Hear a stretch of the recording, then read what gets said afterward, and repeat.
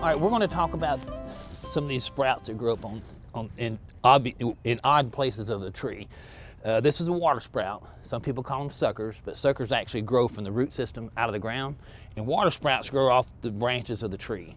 All up and down the branches here are what we call dormant buds or epicormic buds. They're hidden, and they're only sprout out like this water sprout here when they're encouraged by some external stimuli like temperature or usually stress.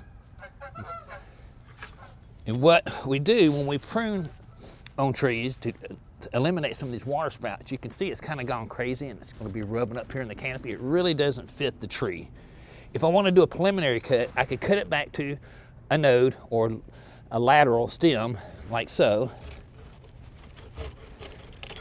and we could subordinate that stem. And this year we're going to utilize the foliage that comes out on these, where these buds are, to produce more energy for the tree, and then next year we'll eliminate the whole thing. But today I'm going to show you how to properly eliminate a cut of a water sprout.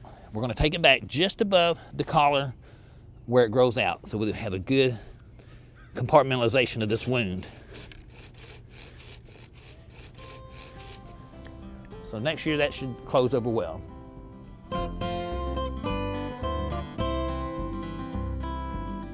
Thanks for watching. We have other quick tips. Just subscribe below.